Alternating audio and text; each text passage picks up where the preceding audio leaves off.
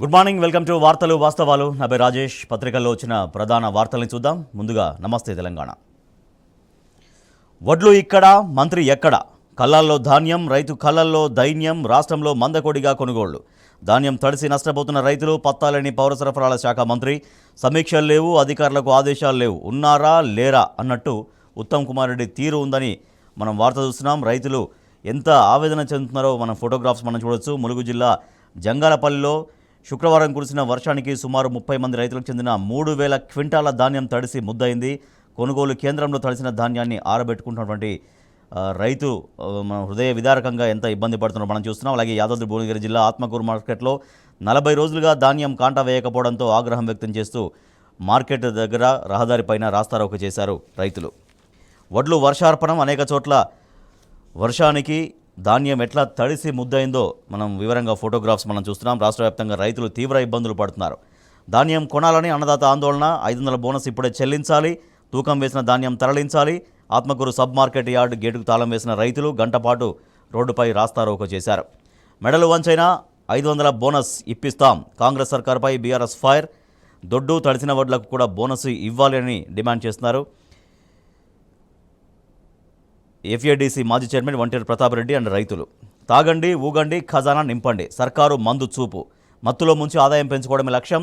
మద్యం అమ్మకాలను ప్రోత్సహించేలా ప్రత్యేక రివ్యూలు. అధికారంలోకి రాగానే అడకెక్కిన బెల్ట్ షాపుల రద్దు హామీ. ప్రజలు ఆందోళన చేస్తున్నా పట్టించుకునే ఎక్సైజ్ శాఖ. నోరు మీద పని ఒక వర్గం మీడియా, సోషల్ మీడియా. నాడు తాగుబోతులను తయారు చేస్తున్నారంటూ గగ్గోలు.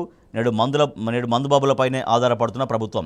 ఎక్సైజ్ టార్గెట్ 45,000 కోట్లు అని వార్త కూడా చూస్తున్నాం. భూమ్ కాదు, రియాలిటీ డమ్.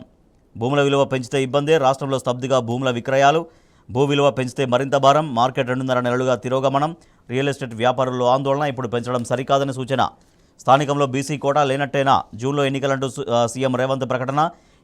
ఇంకా నివేదిక సమర్పించని బీసీ కమిషన్ నిర్ధారిస్తేనే బీసీ రిజర్వేషన్ల అమలు, లేదంటే ఎస్సీ ఎస్టీలకే రిజర్వేషన్ల పరిమితం. అన్నీ కలిపి 50% మించకూడదని షరతులు. కాంగ్రెస్ బీసీ డిక్లరేషన్ అమలు అసాధ్యమేనా? బీసీలకు 42% రిజర్వేషన్ ఉత్త ముచ్చటే. పంచాయతీలకు నిధులు లేవు. పైసా విధిల్చని కాంగ్రెస్ ప్రభుత్వం. ఆర్థిక సంఘం నిధులకు మంగళం. చెప్పలేము, చేయలేము, నడిమిట్ల నరకం. సీఎం హుకుములతో అధికారుల బెంబేలు. హడావిడి నిర్ణయాలు, ఆర్భాటపు ప్రకటనలు. ఎన్నికలపై కార్తీక్ రెడ్డి పుస్తకం కేసీఆర్ చేతుల మీదుగా ఆవిష్కరణ. యుద్ధం మిగిలే ఉంది. త్వరలో కౌలు ఉద్యమకారులతో సమావేశం. భూమిపుత్రుడు పుస్తక ఆవిష్కరణలో కేసీఆర్. భూమిపుత్రుడు పుస్తకాన్ని ఆవిష్కరిస్తున్న బీఆర్ఎస్ అధినేత కేసీఆర్. మాజీ మంత్రి హరీష్ రావు, రచయిత గోసుల శ్రీనివాస్ యాదవ్, పార్టీ నేతలున్నారు. ఉద్యోగులకు డీఏ ఇవ్వాలి. నేటి కేబినెట్ భేటీలో నిర్ణయం తీసుకోవాలి. ఉపాధ్యాయులపై లాఠీ చార్జీ ఘనత రేవంత్ సర్కార్దే అంటూ బీఆర్ఎస్ నేత దేవి ప్రసాద్ పేర్కొన్నారు నిన్న ప్రెస్ మీట్లో. రుణమాఫీ చేస్తే పథకాలకు పైసలు ఎట్లా? ఎఫ్ఆర్బీఎం పరిధిలోనే రుణమాఫీకి రుణం తీసుకుంటామన్న రేవంత్ రెడ్డి. ఈ ఏడాది రుణ పరిమితి 52,000 కోట్లు. రుణమాఫీకి కావాల్సిన 40,000 కోట్లు. 77% రుణం. ఒక్క రుణమాఫీకే వాడేస్తే ఇతర పథకాలకు నిధుల సమస్య. ఎఫ్ఆర్బీఎం పరిధిలో రుణమాఫీ అసాధ్యమంటున్న ఆర్థిక రంగ నిపుణులు. నేడు కేబినెట్ భేటీ. వ్యవసాయ రంగ అంశాలపైన ప్రధాన చర్చ ఉండబోతోంది. బీజేపీకి హర్యానా హైరానా. గత ఎన్నికల్లో కమలం పార్టీకి 10కి 10 సీట్లు. ఈసారి మాత్రం ఫలితాల ప్రతికూల పరిస్థితులు ఉన్నాయి. Telangana today. BRS takes to streets for paddy farmers అనే ఒక వార్త చూస్తున్నాం. రైట్, ఇవి పత్రికల్లో వచ్చిన ప్రధాన వార్తలు. వీటికి సంబంధించి వార్తలు వాస్తవాలు చర్చలోకి వెళ్దాం. చిన్న బ్రేక్ తర్వాత చూస్తూనే ఉండండి టీ న్యూస్.